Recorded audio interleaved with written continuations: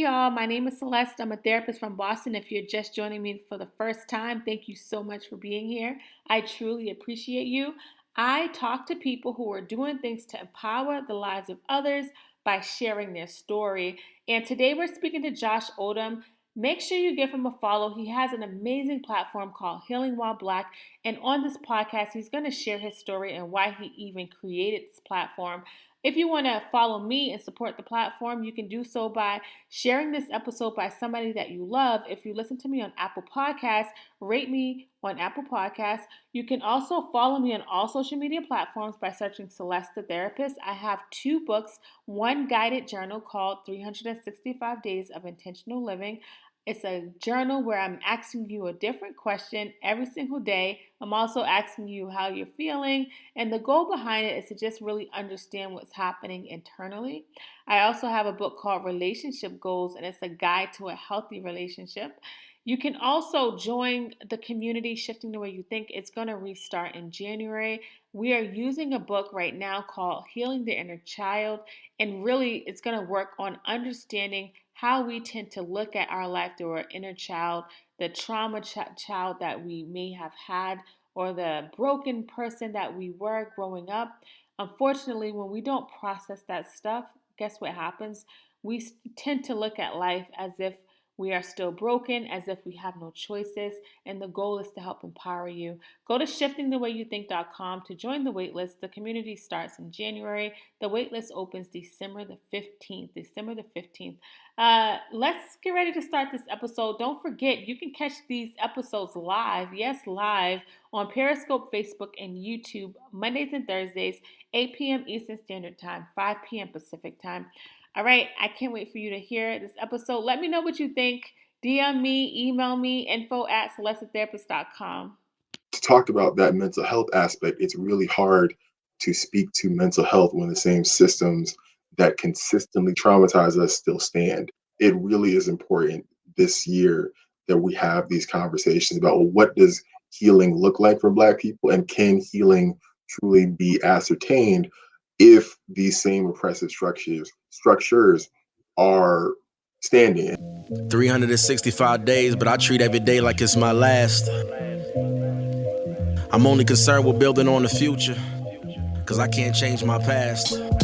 Positive vibes for positive lives. She just giving you that truth and shifting your mind. It's more mental than you realize. It's up to you to take control, cause this world is cold and negativity gon' take its toll. Now we've been told any day could be your last. I'm embracing every moment and I cherish every laugh, every smile, every hug, every kiss, every touch, every person in my life that I care about and love. But wait, maybe I'm getting too emotional. That's exactly what they say you ain't supposed to do.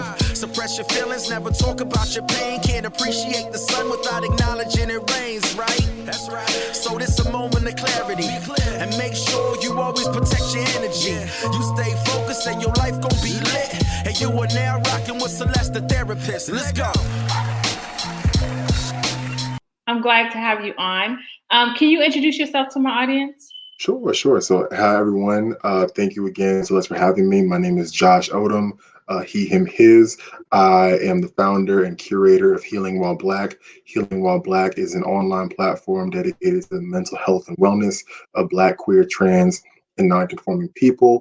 I am a social worker in training. I am still pursuing my degree, and I'm also a trauma-informed social justice life coach. I started my practice back in September, accepting clients still, and I am a mental health advocate and overall, and a beard aficionado. So, yes. Oh, okay. So you probably spent a lot of time on that beard. You like, I got thank you for being here. So you do a lot of things around mental health, and I want to kind of hear a little bit about how you got started in this, because the fact that, I enjoy your platform, and the fact that you call it Healing While Black, I feel like it lets me know that I can heal, and I feel like sometimes, being Black in America, you don't think that's possible, especially because, we don't, a lot of times people before us, our caregivers, we've never seen them heal. A lot of us are the first people healing right now, right? So talk a little bit about how you got started in the mental health field. Sure. So I got started in, I want to say around October of 2016. Healing While Black was started under a previous name, Free Negro University. That was the platform that I built. I was at the University of Massachusetts Amherst during my senior year. I myself was not in a great place mentally. I was depressed. I was battling suicidal ideations. Just overall, a not a great time in my life. So I kind of use this platform, this thing, to just help me get through the day. I was very concerned that I was not going to graduate from college. And I spent a lot of time in the craft center at UMass making shirts for friends and really trying to figure out what this thing was going to be. Was it going to be something in regards to politics? The part about being depressed, during that, I know now looking back, you know that you were depressed. During that time, did you know that? Were you able to name it like I'm depressed? Yeah, I definitely was. I was trying to I was trying to distance myself from it, but I knew. I was trying to say I was bored, I was unmotivated, I was lazy, I was slacking off. Like no, I was depressed. And not only was I depressed, I was really burned out because my first 3 years on campus at UMass was filled with a lot of movement, with a lot of social justice activity, a lot of engagement in student activism. I went to Ferguson. There were hate crimes on campus that affected myself personally and my friends that I also had to deal with, and we had to deal with. And I never really took the time to process and heal from that. Instead, I piled more work on, and I just tried to push through. So I know my senior year was again like the culmination of a lot of trauma, and I Was Ferguson 2016? Was that was Ferguson? that was 2014. So I know like 2016 was just like me finally starting to like really feel the cumulative effects of everything that I had done over the past 3 years. Oh, okay, okay. So Mm. prior to 2016, you're an activist. Prior to 2016, we had Trayvon Martin, right? And then we Yep. had Michael Brown, Sand, yep. Sandra Bland, Sandra Bland. um, Freddie Gray, um, Tamir Rice was killed. Ayanna Stanley Jones was killed. So You know, all this there. stuff is happening, and you're like getting involved, and okay. Right. Right. And now, I'm still doing the the good student thing, right? I was in the honors college. I was taking 20 some odd credits a semester, trying to help professors and sit on multiple e-boards, trying to do the whole high achieving thing. So And all of that, part of that could be your coping mechanism, your it, vice. it definitely was. It definitely was a Or coping mechanism. yeah. Yeah, it definitely was a coping mechanism, and very much so exacerbated this breakdown that I was going through my senior year. So Healing While Black kind of started as me trying to just get through the day because I wasn't going to class, I wasn't doing what I needed to do in regards to school, so I needed to find something to occupy my time. And then eventually I graduated with a still pretty decent GPA, I would say. Um, and I stayed in UMass. I stayed at UMass for another 2 years for graduate school, and that's when my page started to grow. I eventually came into the mental health field because I was really disillusioned with the graduate program that I was in at the time, and so I kind of went down the list of things like, do I want to go? I knew I wanted to be a mental health professional. Do I want to be a psychiatrist? I don't want to go to med school. Do I want to be a psychologist? I don't. I'm really not in the business of diagnosing people, especially not Black people. I didn't want to do clinical psych. So I eventually landed on social work, and then for some reason, in April of 2019, my page was randomly deleted. Um, got it back, thankfully, but then when I got it back, I decided to just change the name and have the page be reflective of this shift that I'm going through right now. Well, I was going through personally. I want to do more about mental health and wellness. I want to do more about trauma. I want to do more about increasing conversation around, especially Black folks, Black men, Black queer folk, Black trans folk, about our mental health, about our mental wellness, and kind of document this process that I'm going on to ascertain my MSW. It has been, as we were talking about backstage, it's been up and down with COVID and with moving and everything. But I really am excited to continue down this journey and have my page be reflective as such. That's dope. I want to go into 2020, but before I do that, because one of the things my podcast is known for is people finding hope through someone's story. You mentioned that you were having suicidal thoughts and depressed. How did you get over that hump? Because it sounds like one of the things in Josh's story, everybody doesn't turn to drugs or alcohol. Some of us turn to work, some of us turn to school. And I think people like you, it's a lot harder for people to catch because on the outside it appears that you're fine, but in the inside it sounds like you're struggling. What allowed you to get over that hump and get through that time period? Yeah, so a lot of it was due to therapy. I knew that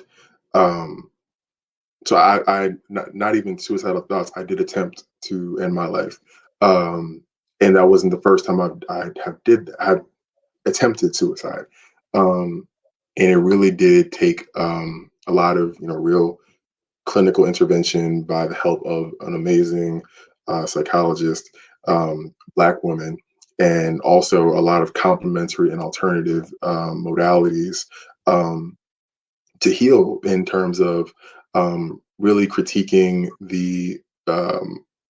critiquing the systems that we are under. Because I think that was the thing that really was painful, is that we're talking about what's going on with me. I'm being pathologized, right? And of course, I need help, but no one is talking about the fact that I and my friends were the survivors of a racially motivated and anti-Black hate crime. We're not talking about that as a part of the healing process. We're not talking about that as part of the treatment plan, if you will.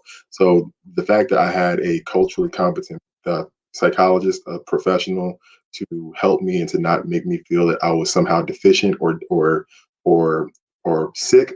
I mean, that was a huge thing for me, to move past that and really wanting to embody that and pay that forward.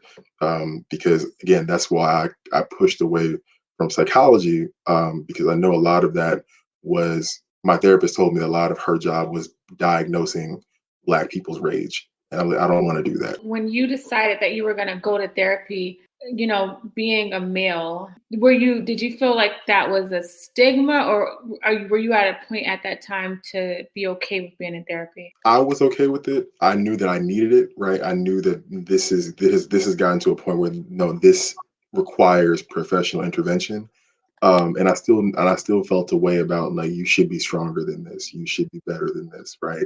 We don't do these things. When in actuality, it really took my therapist to say, Josh, like, look at all the things you just told me that you experienced personally, professionally, and all of the secondhand trauma that we experienced, the vicarious trauma that we experienced, just being Black and looking at all of this Black death.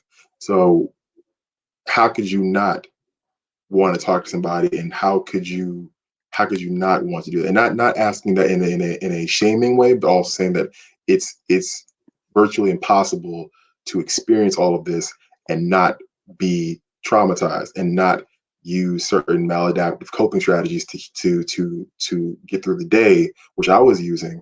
And it's also okay to see that, and also, there is certain things that I've inherited from my family, right? So that on top of all the things that I experienced, this is not an indictment on your strength or your resilience or your character. You just need help, right? And it's okay to need help. That's okay. Yeah, and speaking of getting help, I wanted to make sure you guys follow Josh on Instagram. I wanted to put up this diagram on your page, what people think healing looks like for people that are listening to this on the audio. He has this straight line of starting, therapy, positive thinking, and healing. And I think that's one of the ways people think healing looks like. But then he shows what healing actually looks like. And there's a lot of different twists and turns. And, I'm a witness, and everybody who listens to this knows that, I always talk about my healing process and how it took a lot of turns. Tell people a little bit about that part of the healing process, so that they're kind of clear that I know you went to therapy, which is great, but you still had to do a little bit more work, right? Right. So I wanted to do that because I did not, especially when I made the transition to be a page that talks about mental health and wellness. I didn't want that to be like a toxic positivity page. I didn't want this to be a toxic positivity page. Like, you need to change your mindset, and you're not thinking happy thoughts. And, the reason why you are backsliding, the reason why you're having bad days is because you're not, whatever it is, I didn't want to do that.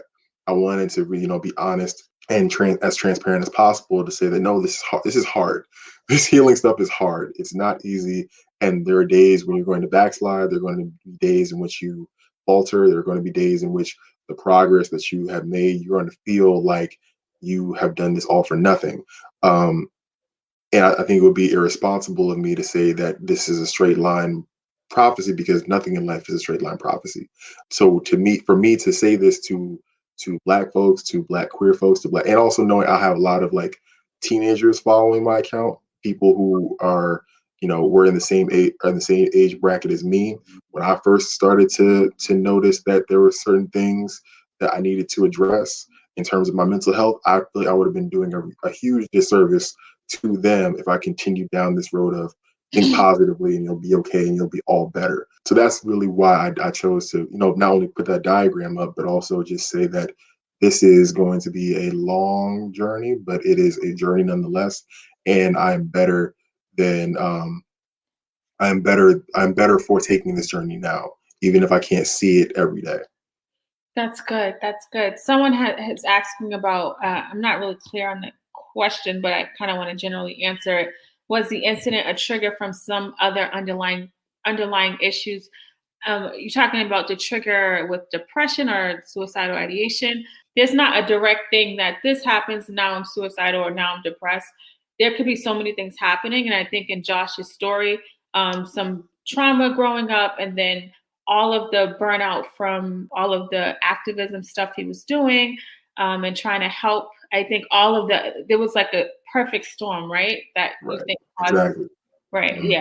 So for anybody listening, I think that whether you struggle with depression or any kind of mental health issues, sometimes it could be, when it's hereditary, that doesn't mean just because somebody in your family is depressed, you're going to be depressed, but you're more susceptible to it.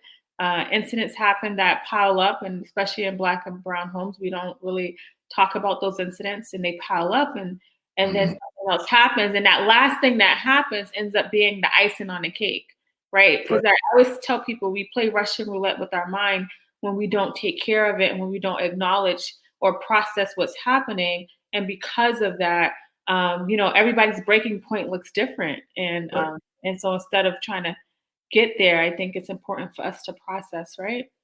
Is that fair to say, you think? Very fair to say. Very fair. Okay. So now I want to go into 2020, because Mhm. me personally, I would say I felt like I was really naive about race in America. I thought that, life was just hard, and I thought that there was no real racism, honestly. I didn't understand white. I didn't understand what's the word? White privilege. I didn't get it, Mhm. And then Trayvon Martin, Sandra Bland happened. All this stuff happens. Thank God for the internet and social media, because now I'm seeing things in other parts of the country that you don't Mhm. really see, and now I'm starting to think. Right now, we fast forward to 2020, and Mhm. everything we've seen on TV, unfortunately, I've been hearing stories like this in my practice, right? Mhm. But just kind of seeing it, I think, did something to people. Talk to people a little bit about, 2020 and everything that kind of start transpiring. And I'm sure that was a huge trigger for you, given the fact that Absolutely. you're Mhm. an activist as well. Yeah. So I wanted to just highlight and resonate with what you said about this perfect storm happening. In 2020 has been a perfect storm for a lot of people, considering that we don't have the same kinds of comforts, we don't have the same kinds of spaces to come together and at least have some reprieve from all of the hardships of life, especially life while Black. Um, and you combine that with a lot of people were not able or not still are not able to get in contact with their mental health professionals, some folks who are struggling and battling addiction. They can't go to meetings. They haven't been able to go to meetings, and telehealth is not working. So they're cut off. It's also on top of the stress of the election, and then the economy is still not anywhere where it needs to be. People are unemployed. So all of these things just compounding on top of each other, month after month, day after day, since the start of January, since the start of the year, has been destructive for a lot of people's mental health. And then we throw on the fact that Breonna Taylor was killed, Ahmaud Arbery was killed, Elijah McClain was killed. This year has been the deadliest year on record for Black trans women. And you start to feel like for me, I started to feel like I don't know where to turn just to find some safety, to find some security, to find some comfort. And that was that. And I think that what we saw in regards to Minneapolis is, again, like, this is again a perfect storm of things happening. This was going to happen if we were not going through COVID, right? If we were not going through this pandemic. But the fact that we put all of these stressors that disproportionately impact Black people on top of one another, what did people think was going to happen, right?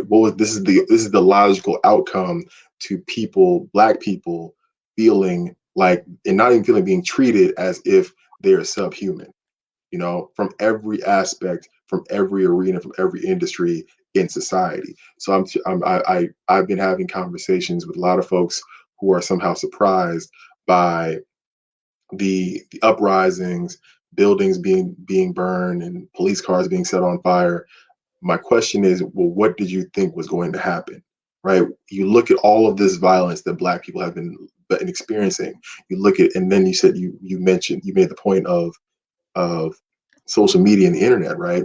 You see it, I make a personal choice, and I make a declaration that I don't reshare videos of Black people dying by police on my page, because we can talk about vicarious trauma, secondhand trauma all day long, and what does that mean to consistently reshare and re-traumatize Black people by watching somebody die violently by the hands of the police. So I make that conscious choice not to do so, but a lot of folks did. A lot of folks saw that video, and what kind of feelings were evoked when you saw that, right? I know for a fact my body responded in the same way that I felt when I was 17 and I found out Trayvon Martin was killed. My body responded in that same way. That same trauma, that same stress engulfed me. And to talk about that mental health aspect, it's really hard to speak to mental health when the same systems that consistently traumatize us still stand. It really is important this year that we have these conversations about, well, what does healing look like for Black people, and can healing truly be ascertained if these same oppressive structures are standing? And I think that's also why, I know that's also a part of the reason why we saw so many conversations around police abolition this year. And it's been such a part of the mainstream discourse, at least during the summertime, because we have to have that conversation around what function do the police serve in our society, and what role do they play in the traumatizing of Black people. Yeah, no, this is good. And, that we still have to heal, like you said. And also, I think I really want to try to figure out, because there was this huge momentum that took place when all of this was happening. And I was like, yeah, like, this is great. But I also was worried because I felt like people weren't really taking care of themselves, because Right. you can go run off of this steam and then burn out. There's a lot of people, who's been on the boots on the ground, Yes. For years, and then they completely stopped because Yeah. that's all they did. There was no balance, and they were really good at it, right? But then they started to realize they was breaking down. Yeah. How do we keep the momentum that we've seen take place over the summer, Mm. and while balancing out our mental health at the same time? Like, what does that look like for you? Because I know you just shared that you struggled because you were going so hard. How does that Mhm. work?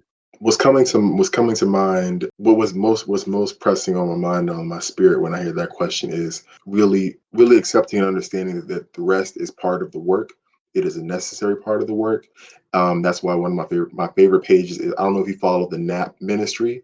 I love them so much because they're very um, very unapologetic in their statement of no, rest, Black people resting is just as important as Black people in states of struggle, right? And we need to rest. We have to rest. It's not possible for us to continue the work if we are not resting. And then on top of that, there in regards to keeping up the momentum, that requires white people and non-Black people of color to be actively engaged in pushing these conversations forward and continuing that momentum.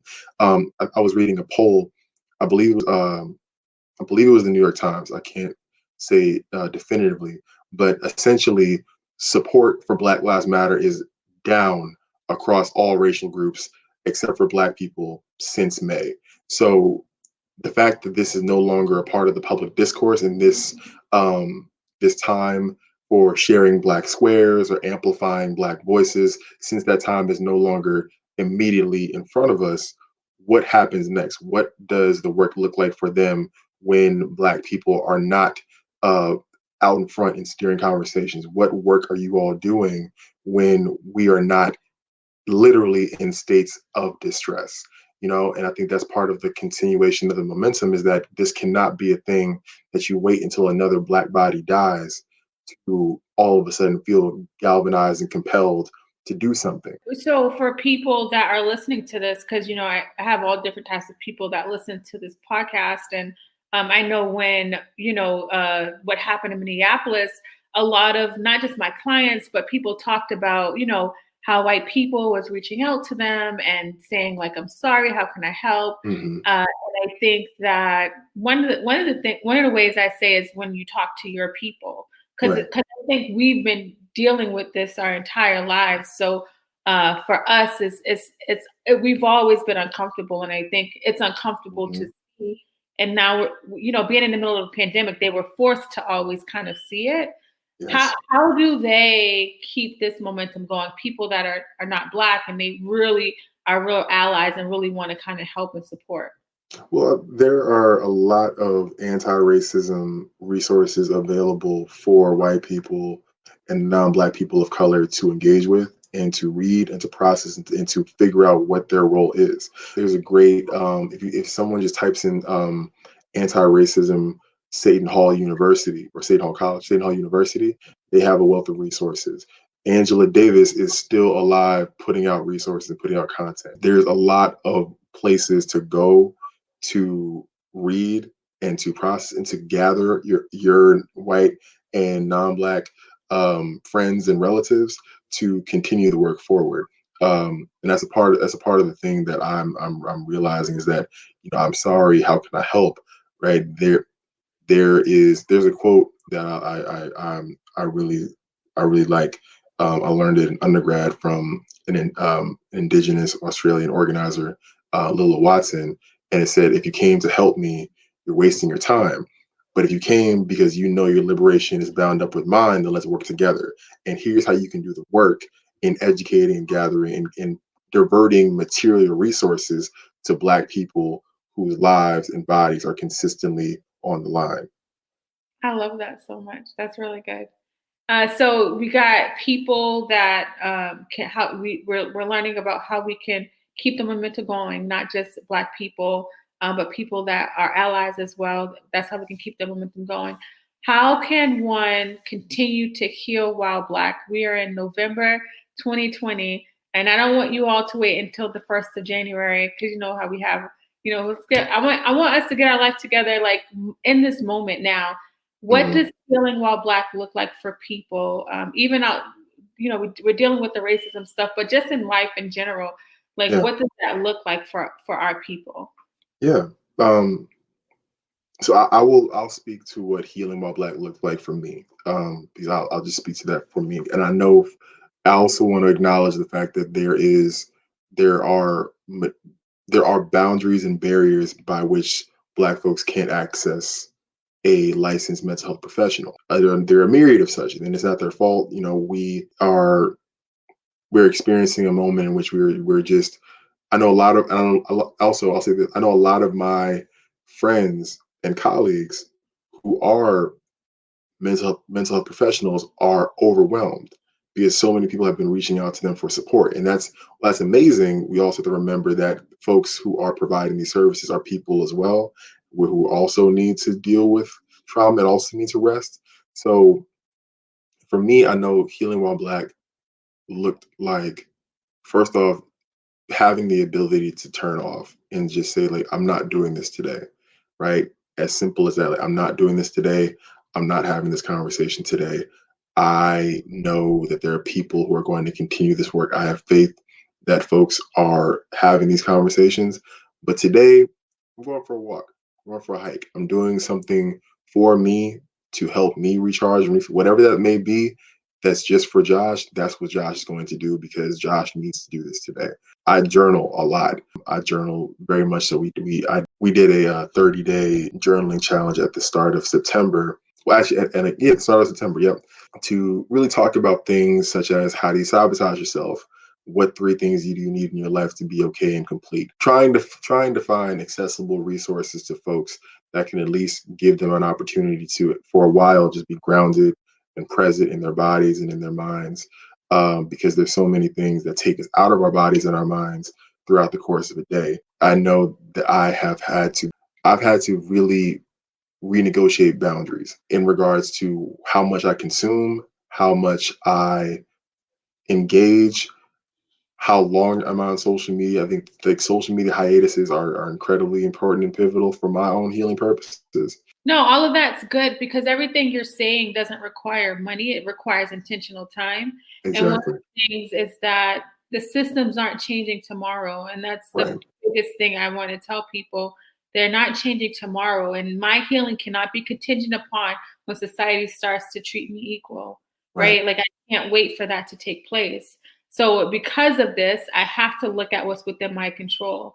And the reality is like me and Josh understand that the things that are in place, so they say therapy or they say do this and do that. Some of that stuff is not accessible, it's not always available, and Hmm. really kind of starting where you are, right? Like I just love all of the things that you're mentioning because it's something you can grab a dollar store notebook and start writing and start journaling and start asking Hmm. yourself how you're feeling and start working on that process. And so I think that's really good.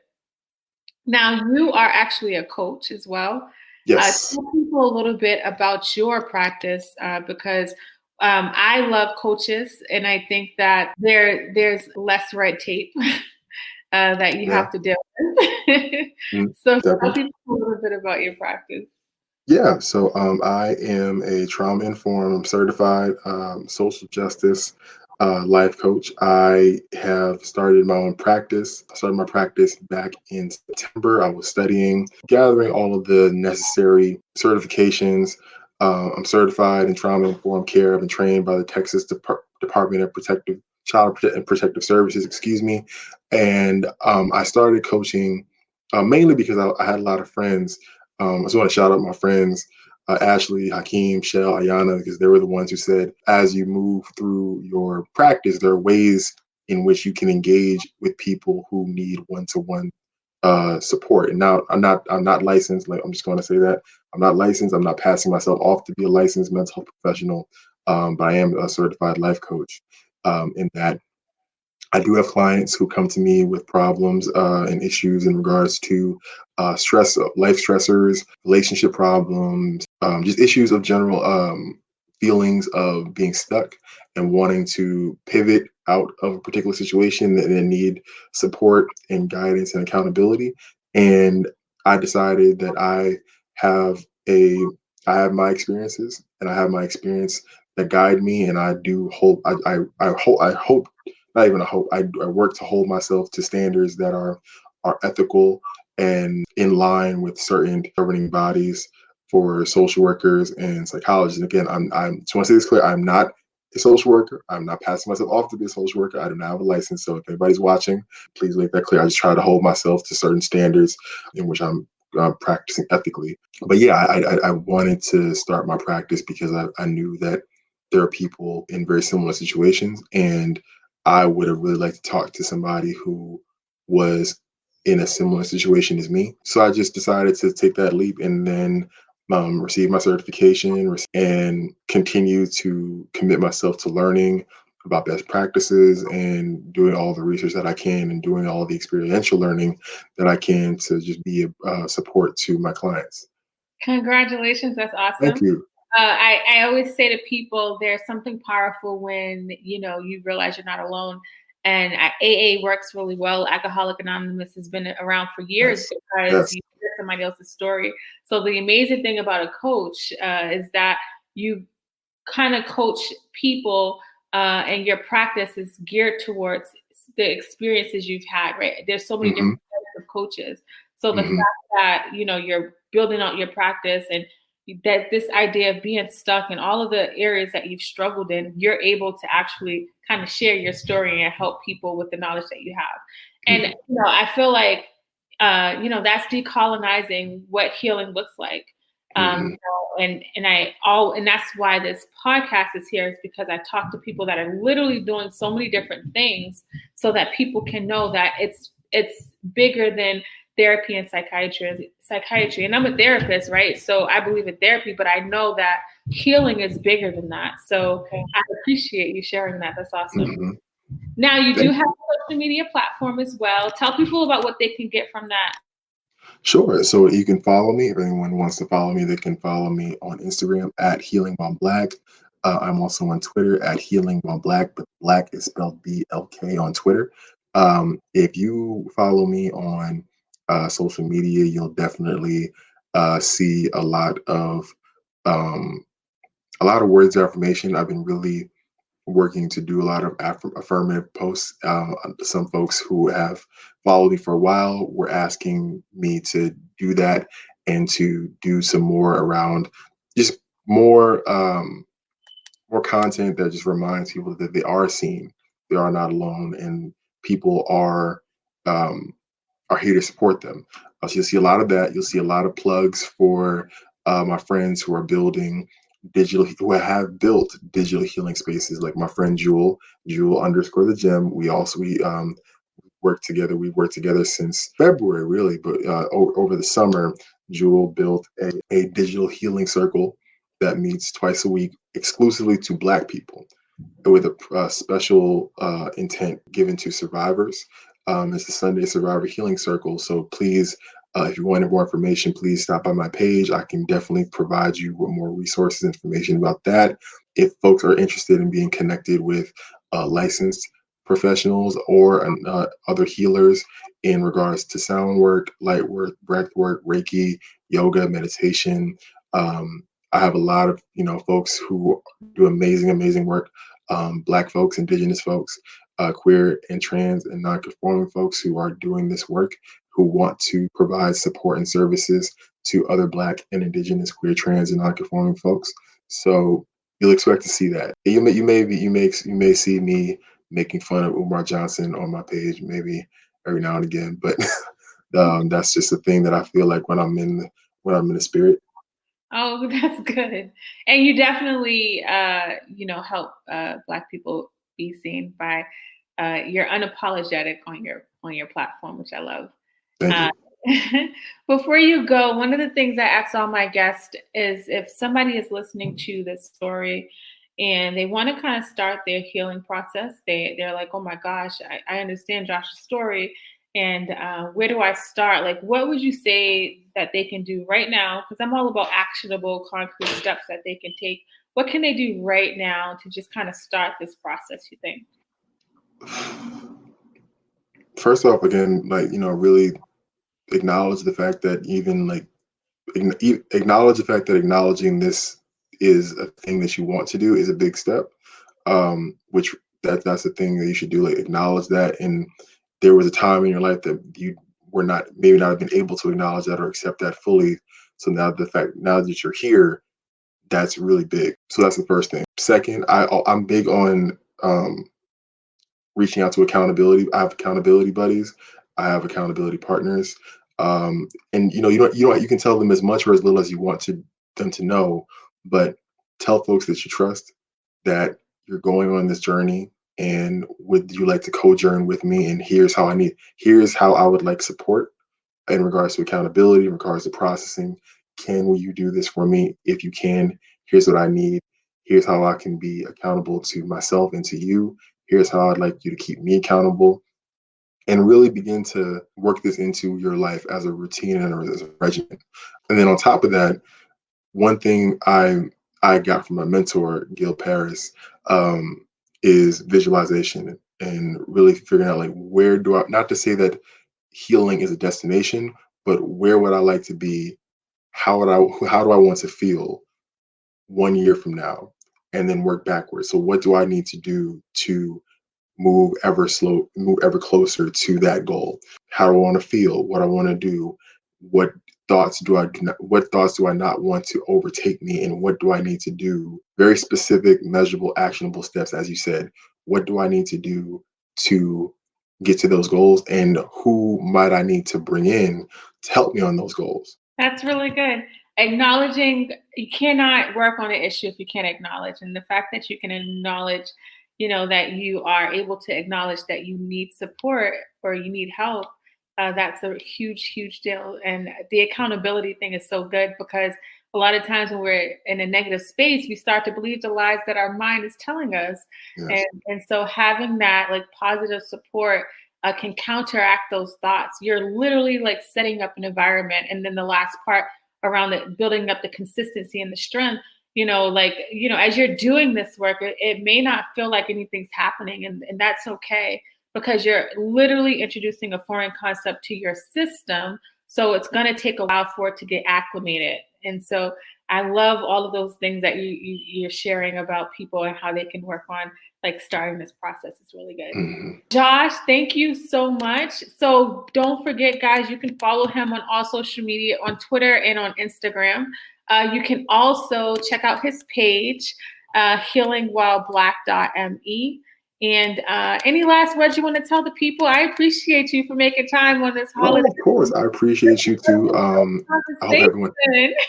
No, of course. I know. I hope everyone had a happy and safe holiday. I hope it's been an opportunity for folks to commune and be safe and be with people that you love. So if you want to talk, just hit me up. Yay, I'll be hitting you up, Josh. Bye. Thank you. I love you, Pam. That was such a great conversation. I really enjoyed talking to Josh. He is such an amazing person. I appreciate his transparency. Make sure you give him a follow if you want to work with him. You can go to his website. All the links for everything is located in the show notes. If you want to follow me and support me, you can do so by sharing this episode with somebody that you love. If you listen to me on Apple Podcasts, you can rate me and give me a 5 stars. You can also follow me on social media platforms. You can look for Celeste the Therapist. You can search celestetherapist.com and you can find everything there. And until next time, beautiful people, I will talk to you later.